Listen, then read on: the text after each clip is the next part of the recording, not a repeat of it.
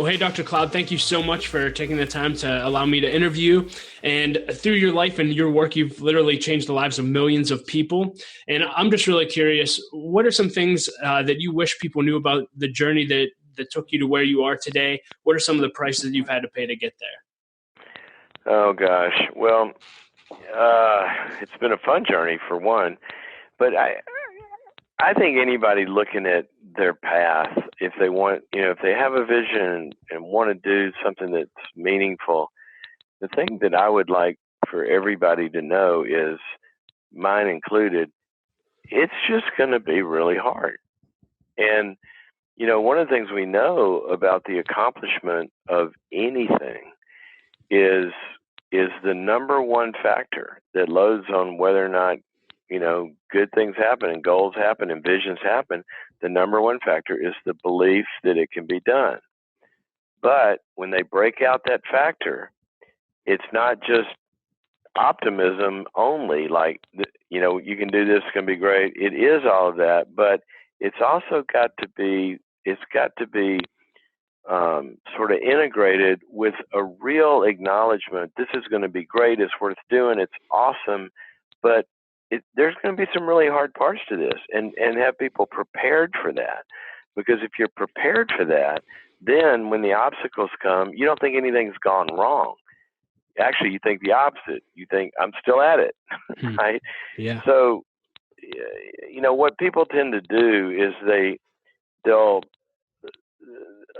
look at what somebody's done, or kind of where they are, what they've accomplished in some field or whatever, and they'll see that as a snapshot, and they don't see the whole movie about, how much work actually goes into anything good. So that's probably what I would share. And that work is fun, Yeah. The battles are fun. The struggles are fun. Looking back, not when you're in it. Seriously, yeah. That's so good. I want to take a few minutes and just walk through a few of your books. I've been impacted greatly by many of them, and I know a lot of millions of other people have as well. I want to focus. The first one, probably the one that's made the biggest impact on my life, was Changes That Heal. And you broke the book into 4 different sections. One was about growing up, and you said everyone needs to experience these 4 things. One is bonding to others, separating from others' boundaries, and growing into adulthood. And I'm just curious, from a leadership perspective, when I've introduced this book to people, I found that this brings up a lot of issues that the people are somewhat hesitant to deal with.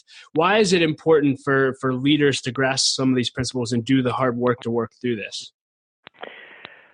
Oh gosh, well, it is hard work. It's sort of like, I'm going to oversimplify it, and then we'll get into the particulars. But it's a little bit like saying, if you want to win an Olympic medal, why doesn't everybody just go do what Michael Phelps does and embrace the getting in cold water every morning at 4:30 and swimming 10 hours laps? It's just work, know. Everybody wants the gold medal, but nobody wants to do the work.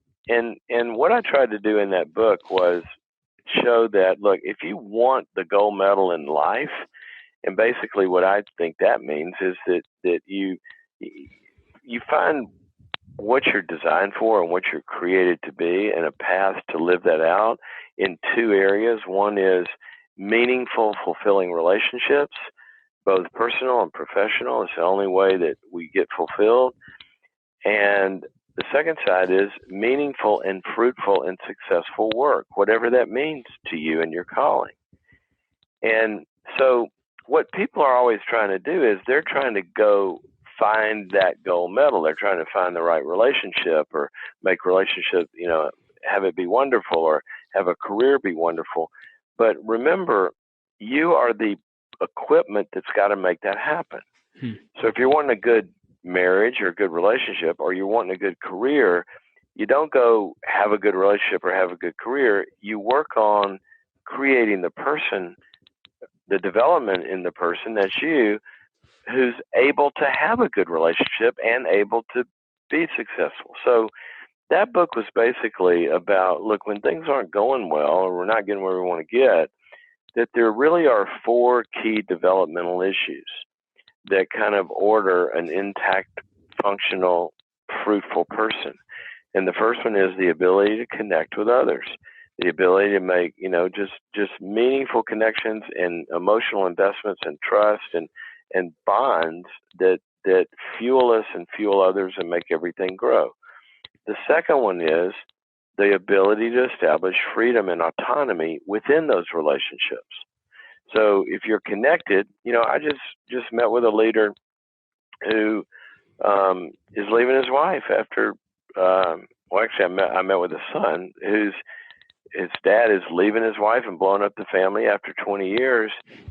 And the reason is he feels like he's too controlled and constrained in his marriage. People find that in companies, for example. And they haven't learned to feel free and autonomous and not controlled by the people that they're connected to. So then they run off and be hyper independent, can't have relationships or closeness without feeling like they lose their freedom. And so that's the second one, learning how to be autonomous and in your relationships to stand up and have boundaries and say, no, I don't like this, or I want to do this and not that, or not letting other people define you. That's the second one. The third one is we're all created to be, we were supposed to live in a perfect world. Well, that didn't work out so well. And now we've got these ideals, and there's the success we want, but we also have imperfection and failure. We also have losses and pain.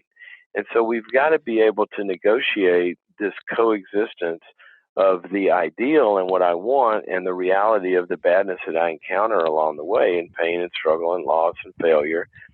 And some people never get there. They want to have a good relationship, a good job, a good career, but they go join that company or have that relationship, and then it starts to, there's some issues and it's not perfect and there's disappointments. Well, instead of learning to work through those, they go look for the next perfect one. And they have a series of start, stop, and everything's either good or bad. They want to succeed. They have a failure. They feel all bad and like a loser. And then they blow off the goodness of the goal. And so we've got to be able to learn to be comfortable as imperfect beings, pursuing our ideals, pursuing relationships, pursuing success, and know we're going to encounter failure along the way, and be comfortable with that and be skilled enough to deal with it. And then the fourth thing is that we all grow up little people in a big person's world. It feels like everybody else is above us and we're inferior. But then, you learn how to finally, get the eggs in your mouth or the broccoli in your mouth, and mom or dad turns that over to you, and now you're able to eat on your own, right? You have that authority. Then you learn to go to the bathroom by yourself. Then you learn to pick friends, and gradually you're supposed to grow up. And, somewhere around 18 or 22, I think in California it's 47, but adulthood is reached where you feel like you're equal to other adults, not in terms of abilities or talents always, but you don't look at other people like parent figures, like they can judge you and control your opinions and all that, where everybody's got to grow up and learn to be an adult. And when you master those four arenas, and I don't mean perfectly, but, I come from a faith perspective as well as a science perspective. And I love the word the Bible uses about that. It doesn't mean flawless. The word means mature or complete. And so when we've completed or get to maturity, where by and large we can connect with people, by and large we can stand on our own 2 feet and be independent in those relationships, interdependent. Number 3, by and large, we're mature enough to, we get bugged and, fail and all that, but we can deal with it and overcome it, forgive it and let it go. And then where we can find our own talents and abilities, that's a pretty good package. And if people could just always try to understand, keep seeking those 4 areas of growth, and you'll do well. Yeah, that's so good. I am curious. So there was a woman that actually gave me this book through some things that I was going through, and it changed my life. And she said, make sure you get the workbook and do the work. And I laughed at the time, and I said, I never do workbooks. And she said, well, it must be really great to read all these books and not actually do any of the work in them, which was a game-changing. It's hilarious. Some people walk up to me, and I got this problem, this, that, and the other, and I'll go, yeah, well, read chapter 2 of this book I wrote, and they go, "Oh yeah, I read that book." I said, "Well, did you do what it said?" And they go, "No, but I read it." Yeah. So I would say I've been there. And I'm just curious, what advice do you have? I mean, It's I sort of guess it's like the just guy simple that as, weighs 380, but he's got a book on how to lose weight, right? yeah. Yeah. So I guess whether it's this book or any of your books, what's the best way to actually, if someone just listened to everything that you said and they said, I need to grow in all of those areas, where would you recommend starting? Is it just grabbing the book and starting to do the workbook? Any other recommendations for fleshing out the work in your books?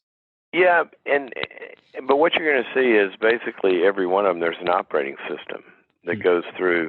If you're a physicist and you learn the laws of gravity, you're not going to write a second book on building airplanes that negates the laws of gravity, right?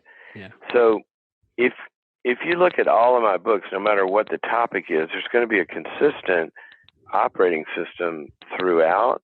And the first place it says you always have to begin, and I recently wrote a book on this called The Power of the Other, is to realize that growth and change and success and exceeding our limits and getting to be great in anything is not going to be a self-help program.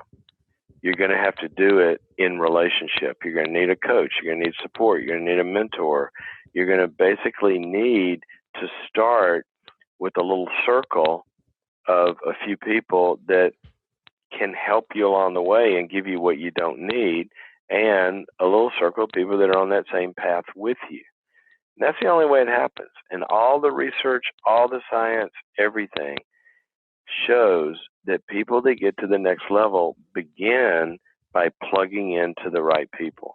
And literally, the people you surround yourself with in that inner circle are going to be the best predictor of where you end up. That's so good. I did want to, I'm glad you brought up The Power of the Other. I did want to discuss that. So we don't have time to unpack the entire context of the book, but essentially there's 4 corners of relationships. And you say that the goal is to get to that corner 4 relationships, which is really what you just described. I'm just curious, can you provide a little context for corner 4? But really, I'm curious, what do corner 4 relationships look like in your life? How have you intentionally pursued those? And then how can others do the same? Well, real quickly, what I tried to do was I wanted to give leaders and other people a GPS where they could ask themselves a question: where am I? That's a good thing to know, right? If I'm trying to get from here to there, well, the first thing you do on Google Maps is it shows you where you are. And so there's only 4 places we can be in the relational universe at any moment. And I'd call them 4 corners. And the first corner is we're disconnected. It's sort of like a cell phone that says searching. We can't find a network. And we need to connect. And so when we're not, we're lost. We don't have the next answer. We got confusion. We don't have fuel, all of that. So that's corner 1. That doesn't work. When a Navy SEAL lands behind enemy territory, they look at their GPS and they ask 3 questions. Where am I? Number 1. Number 2, where's the enemy? And number 3, the most important one, where's my buddy? If you answer number 3 right, you know where your buddy is, you can find the answers to 1 and 2. And so if we're in that corner 1 where we don't have anybody and we're kind of on a team trying to figure it out on our own and we can't talk to anybody or nobody's helping, we're lost. So that's corner 1. Well, then we don't like that, so we go to corner 2. Corner 2 is kind of the bad connection.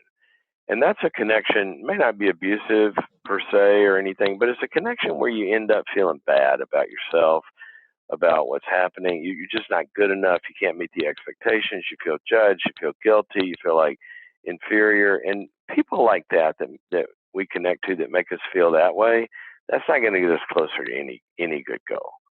So that corner 2 is a bad connection, and that just sucks. I mean, it's just awful. It's awful to be on a team like that. Yeah. It's awful to have a boss like that where you never can, be good enough.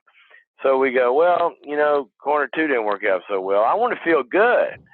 So we go down to corner 3, and corner 3 is where we try to self-medicate. And so you're going to find something to make you feel good. Some people turn to substances. Somebody might have an affair. Somebody might get addicted to online something. Somebody might pursue, the next trophy, the next sales figure, the next promotion. They're trying to do something to make themselves feel good. And the next trophy's not going to do it. And sometimes we don't even see the right trophy. I got a friend, Michael Jr., who's a comedian.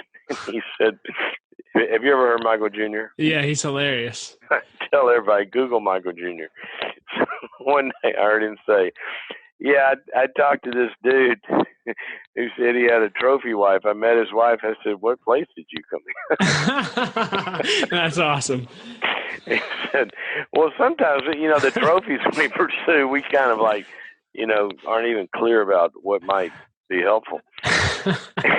And so good. Corner 3, you're going to feel good for a day, but you're going to wake up the next day and nothing's changed. You're going to have a hangover, or you got something, you're going to need another fix or something. So that leaves only one good option, and that's Corner 4. In Corner 4, what I wrote about in the book is these are the relationships where you get fueling. These are relationships that foster your autonomy and independence and self-control. They don't control you, and they don't let you be out of control. These are the relationships that foster responsibility and hold us accountable. Those are the ones that help us. These are the relationships that push us, that challenge us. We're all at some level, and we think we're doing everything we can. Somebody comes along and says, you know what, I know you can do better than that. You can lift 10 more pounds. No, I can't. Yeah, you can. We're going to do it. And they push us, and they do that well. And they're the relationships. The next thing is in Corner 4, they do something I call defang the beast. And defanging the beast means that sometimes our goals and standards turn into judges. And we feel like, I can't reach it. And the goal actually criticizes us in a way. You get on the scales and you see the number you ought to have, or you look at your bank account and you see the number you ought to have, and it judges you instead of inspires you. And what Corner 4 relationships do is they help us hold on to, you can do this, but when you don't reach it, don't go all bad. Don't criticize yourself and feel like you're a loser, but use that knowledge and use that ideal of, gosh, there's more, how can I do better? And become a learning person in relation to the goal. So the reality is, whether it's a company and its culture, or a team, or an individual, that the only place we're going to succeed is Corner 4, where we get fueled and corrected and be held accountable and pushed and challenged and comforted when we fail. You get people like that on your team, and you're going to look like Michael Phelps. You look at anybody, like, if you look at Phelps or Bill Gates, or I listed a bunch of them in the book, you'll always find who their Corner 4 relationships were. The coach that came along when Phelps was 13 or 14, and you got Gates saying people like Warren Buffett, and you gotta have your Corner 4 people, or you're a cell phone searching for a connection. And all the science in the world has proven that. That's so good. And I'll include links to all of these in the show notes as well for those who want to purchase one. I highly recommend all of these. The last book I want to focus on before we get into some other topics is one of my favorites is Necessary Endings. I give this book away often, and people always say the same thing. This was a light bulb moment for me. This was a life-changing book for me. And I'm just curious, it's such a unique book in the niche that you write in. Why did you write this book? Why did I write Necessary Endings? Yeah. The way I write books, I'm not smart enough to go sit on a rock and come up with a good idea. Right? I'm a practitioner, right? So I work with CEOs and I work with high performers. And the way I write books is actually the work writes it for me. And I work with these high performers in these issues, and that's kind of like research. And whenever I find myself seeing some really important issue over and over again, and I can't find any resource to give the person, or I'm seeing it in a different way maybe than I've ever read about, then I go, you know what? Somebody needs to speak to this issue. And there were a few years in there specifically where I just kept seeing high performers over and over and over who were holding on to things or holding on to people or holding on to a strategy or holding on to a product line or whatever, and especially a dysfunctional employee or teammate or team member. And it was time for a necessary ending. And I chose that title because there are some endings in life. That person's got to go. It's not going to work. Or that strategy's got to go. You know, why did it take a bankruptcy judge for General Motors? A bankruptcy judge shut down Pontiac as a brand. After 4 decades, it hadn't made a profit. These are the smartest leaders in the world. And some judge comes along and says, what are you guys doing? You know, the season for that brand is over. But these leaders couldn't do it because they were too emotionally attached to it, or they, false hope. And so I just found people who were stuck, even high performers, because they were having difficulty pulling the trigger on when to give up hope on something. And I just tried to give the anatomy of when do you go further and when do you wave the white flag. And that's what that book's about. Yeah, it was so good. Thank you for writing that. Hey, man, if it weren't for necessary endings, I always say to audiences, how many of you married your prom date? You get 1 or 2 hands that prove exceptions that prove the rule, but look at the rest of them and go, what if you hadn't ended that one? That's beautiful. Now everybody understands necessary endings, right? Yeah, well, you are talking to one exception. I married my prom date. And, there you go. And so that's the point of the book, that there are some things that we invest in and we connect with that, man, it's just right for a long time. And there are other things that are right for a season. And there are other things that we're just going down the wrong road. And the worst thing you can have when you're headed down the right road is hope that wrong road is going to somehow turn into the right road. No, it's time to put it in reverse, do a U-turn, and in that direction, go in a different one.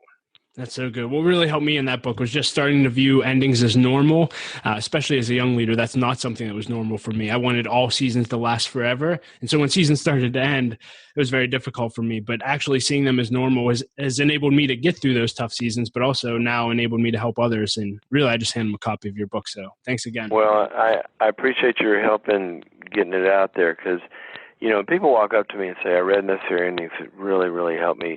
My first feeling is compassion. Because I know anybody that says that book was helpful was facing some kind of painful decision. And there was something they knew that wasn't right with something, and they were having to do. So I think it's a very helpful message. And just thanks for spreading the word. Yeah. I just want to take 1 minute and talk to you about writing. You kind of talked about your process for how you write books, but in The Power of the Other, you actually shared a story about what enabled. I talked about the process of how I come up with the topic, right? Right. That's different than the process of writing a book. Well, yeah. So that's what could you just touch base on that, what you shared in The Power of Other? Because you struggled at first to write your first book, it sounds like, and then you adapted this process. Can you just share that and maybe any advice you'd give to aspiring authors? Yeah, let me just talk around it for a little bit and distinguish between those two. Let me talk a little bit about how I write a book. Now, one of the things because I hear this all the time. I mean, people come up to me all the time. I mean, I wish I could tell. I wish if I had a nickel for every time somebody's come up to me and said, "Oh, I've always wanted to write a book. I got this book I got to write," and I said, "Well, why don't you write it?" And they go, "Well, I don't really have time, and I'm working." I have heard that so many times that I just want to take a book and conk them over the head with it when I hear it. Because I've always worked, 50 plus hours a week. And when I was single, more. And I'm not trying to sound weird here. I'm just trying to say, dude, this is still, I've written 45 books and I don't have time to write a book. I'm a full-time practitioner, right? And so it's not really that you don't have time. What it is you're stuck because you don't have a process. That's good. One of my favorite stories is, John Grisham has written a few books, right? Yeah. Millions and millions and millions and millions of copies. John Grisham was a full-time attorney and a state legislator. who had a dream of writing a book. Doesn't have time, right? Well, you do if you understand how to write a book. So what he did was, you don't write a book, you write words. Nobody writes a book. You don't sit down and come out of that room at lunchtime with a book. It's a process. And so what John Grisham did was, he got up, let's do 30 minutes early or an hour early every day for a year. And a year later, he had a book called Time to Kill. And you probably saw the movie. Yeah. And that started this empire. Well, a book is written in a process. And what I always say to people is, don't think about writing a book. Everybody, these people say, I got a book in me. Of course you do. You've lived something, you know something. And if you haven't had a life and you haven't studied something and learned something, then you don't have a book, and you need to go get a life and learn something first. Right? The last thing we need is another book that doesn't say anything. Yeah. But a lot of people have 2 or 3 books in them of what they've experienced, what they've learned, the wisdom, the failures, the expertise, whatever it's in. The task of writing a book is to get what's inside of you onto a page. That's what writing a book is about. There are 1,000 different ways to do that. What one of my publishers told me one time, I write my books. I write every word. And my publisher told me at, that kind of level of publishing and, platform and all that, my publisher told me that I'm the only person that she works with and knows that actually writes their own books. Now, what does that mean? Well, I sit down and type every word. She said, I don't know anybody that does that. And I said, what do most of them do? And she started telling me the stories. A lot of them, you take a CEO who's lived this great story and knows all this, you know what they'll do? Some of them will lock themselves up in a room with a tape recorder and tell the story, and they give the tapes to a ghostwriter, and they get it on the page. You still wrote the book. It's your work. It's your research. Other people, they pull together a research team and get them to go do all the other research that goes with what they want to write about, and all it. There's 1,000 different ways to do it, but you got to develop a process for how you're going to do it. I was working with a CEO recently who has an unbelievable story. And if I mention his name, everybody would know him and what he's accomplished. You use it every single day. And everybody's wanting him to write a book, and he couldn't get started. And he had told me this story about how he started the company and this, that, and the other. And he said, but I can't, I don't know how to write and this, that, and the other. We were driving. There were 4 of us in the car. We were driving. I was sitting in the back seat. We were driving an hour and a half to a meeting. I said, just tell me your story about how you started the company. So he started telling me the story. What he didn't know is I was in the back seat and I was typing, and I'm a fast typer. I just typed down the story. We got to the meeting. Later on, I went to my room. I spent about an hour and a half kind of cleaning it up and editing. I printed it out and I said, here you go. Wow. I said, you just wrote a book. You just wrote the first chapter. You just wrote more than the first chapter. Get an editor and and now the book's published. So the question is, how do you get it on a page?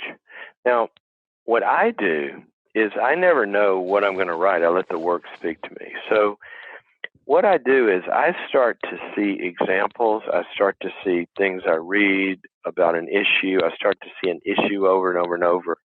And I always carry some way of capturing that around with me. I use a program called OneNote.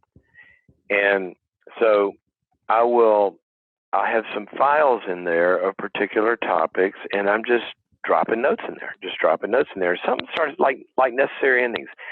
It starts to look like this is a topic that might have legs. I might want to write about this. So then I'll start a subfile called endings.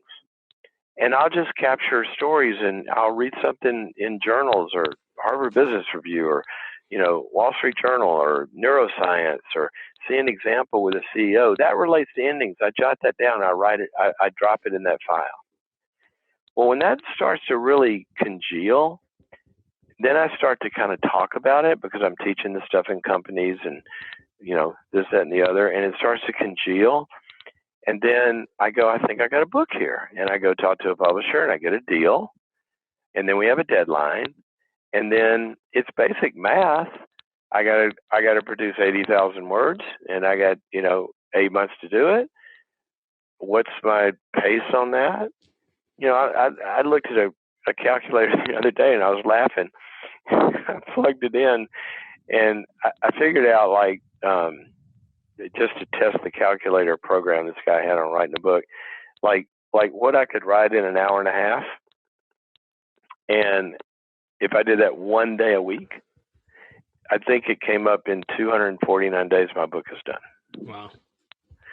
So what I do is I take that file, and it's substantial at this point, and I'll lock myself up. I'll schedule a few days, and I'll lock myself up in a room. I usually go away to do this, and I do a dump, and I dump that whole thing out, every point, and then I start to categorize that into concepts and structures and chapters, and then I have the basic direction of the book, and from there I just start writing it. So that's how I do it.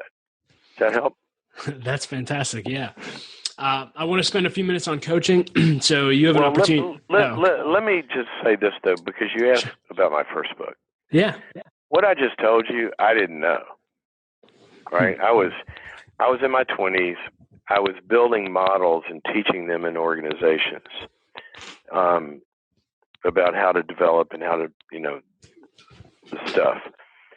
And there was an organization that said to me, is this written down anywhere? And I said, no, it's sort of in my head. And they go, well, we want you to write a book on it so we can take it worldwide and use it to train our 50,000 employees.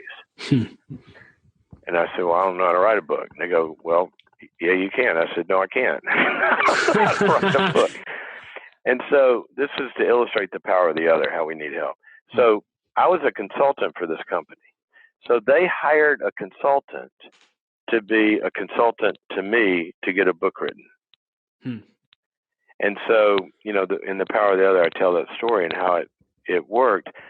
But that consultant helped me find my process. And what I did in that book was I found my process, and mine was I captured, that was, before OneNote, and I captured on 3x5 cards. I collected them for a while. Every day I'd come home, throw them in a box. And then I started writing the book, and I dumped them out and categorized them, like I said. And what I did was I was working full time. And on December 1st, one year, I decided, okay, from Friday afternoon at 5 o'clock when I finished work until Monday morning, I was dedicating that to writing the book because all I had was weekends. And I said, and I'm going to give myself Saturday night to go out, friends, a date or something. And so I started working on it in those parameters. And on June 1st, I had a book written. But I needed help to do it. Now I don't, but I learned. Find your process. I love it.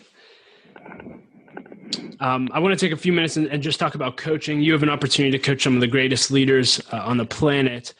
And really, I'm just curious, why does anyone need coaching? And then I know you have an opportunity really for everyone to be coached by you through a program you created called Leadership University. Can you talk a little bit about that and how it can help people? Well, everybody needs coaching because that is how we are designed.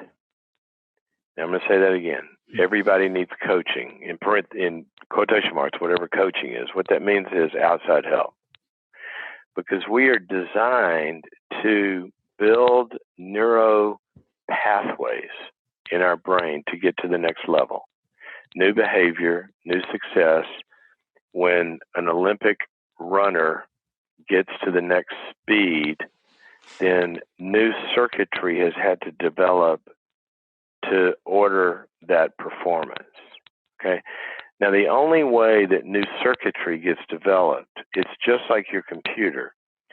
If your computer's able to do something today, or it's not able to do something today because it has a bug or a virus, or there's code that's written that's goofy.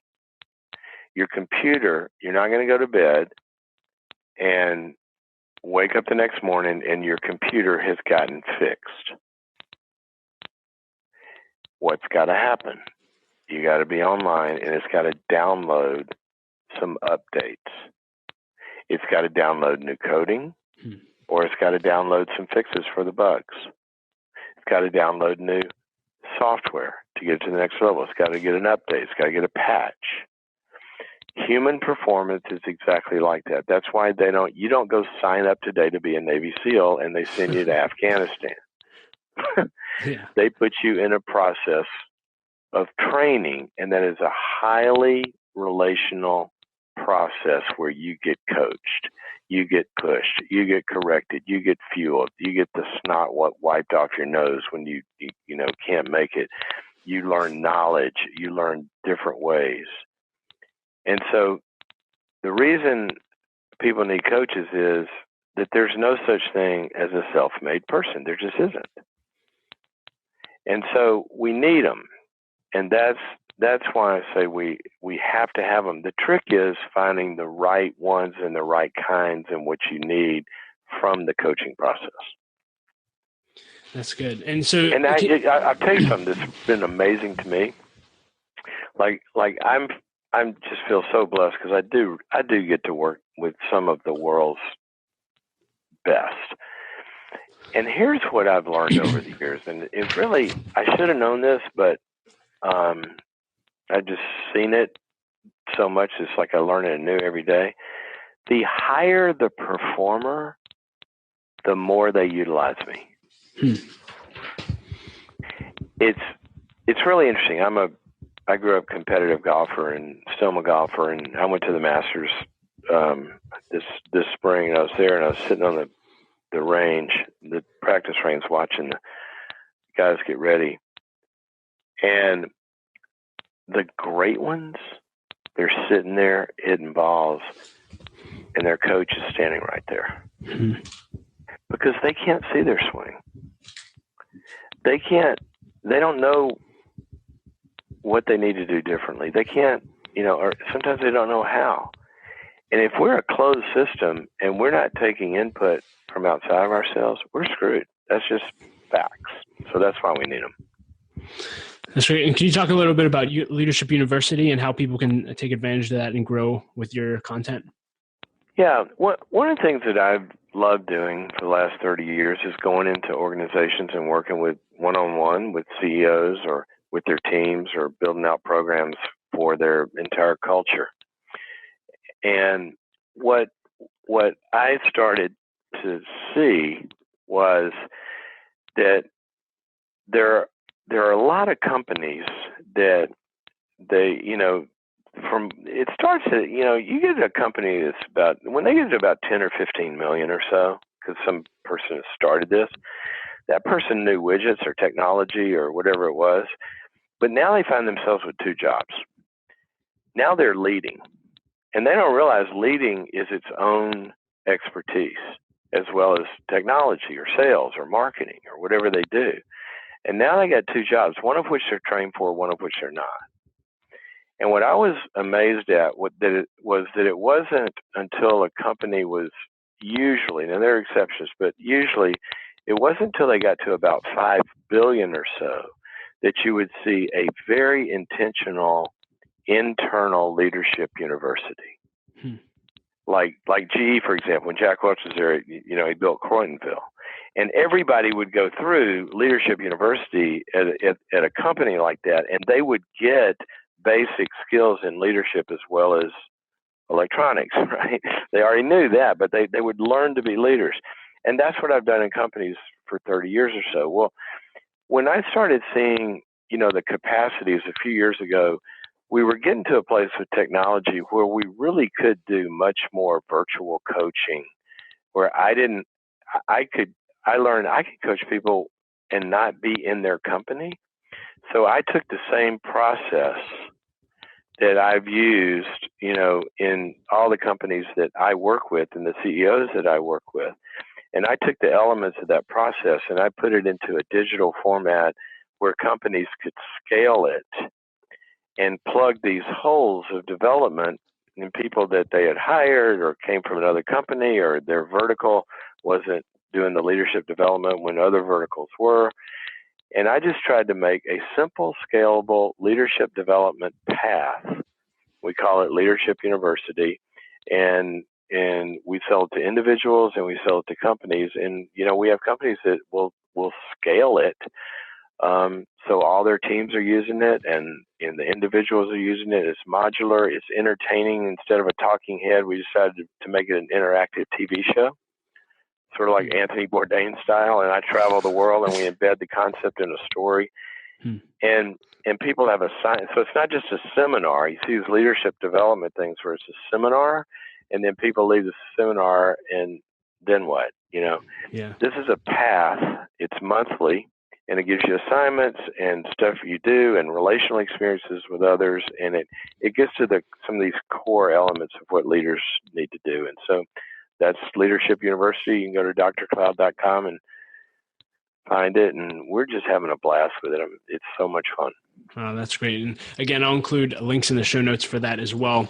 As we wrap up, just two final questions. One is just really open-ended, but for those listening and who follow your work, how can we serve you, be a part of what you're doing, and even just pray for you personally? Well, I sure appreciate the last part. I just remember this every day, I remember, I think it was Martin Luther that said, I've got so much to do, I'm going to have to pray for 4 hours instead of 2. It's like, why do this on your own? Ask God for help, right? So thank you for that.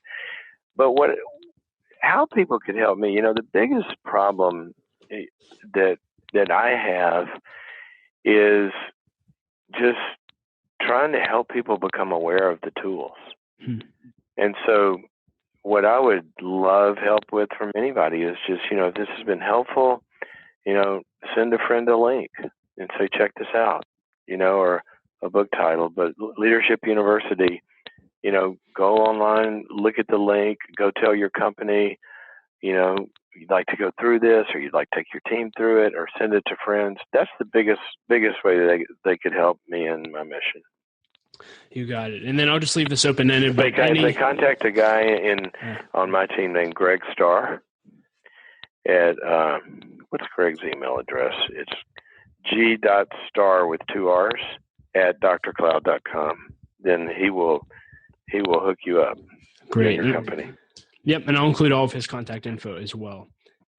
And then this is just really open-ended, but if you had any last thing, or you want to leave us with any advice for young leaders, what would it be? I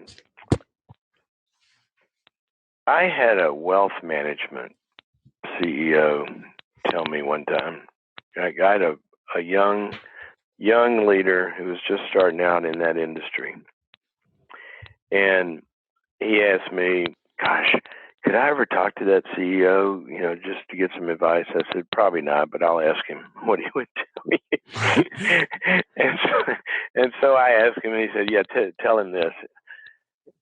And he basically said, somebody in that business, their own business, 20 years later is going to look pretty much like the clients and the people they surround themselves with. And basically that's just the research. And so what we know is everything in life is contagious. You hang around unhealthy people, and if they're your primary relationships, then you're seeing your future. You hang around people that are working on life and honest and successful, and then you're seeing your future. So I would say, I'm not saying don't have dysfunctional friends. If we didn't have dysfunctional friends we were close to, how boring would life be, right? That's right. But I'm just saying, you don't have to drink the same Kool-Aid that your idiot friends are drinking. Just have fun with them. And you want to be around some people that you're drinking their Kool-Aid, because the Kool-Aid's worth drinking. That's the most important thing you can do. So good. Well, hey, thank you so much again for just investing an hour of your time in me and everyone who will listen to this. Appreciate all of your work, and thank you. Okay, it's good to be with you.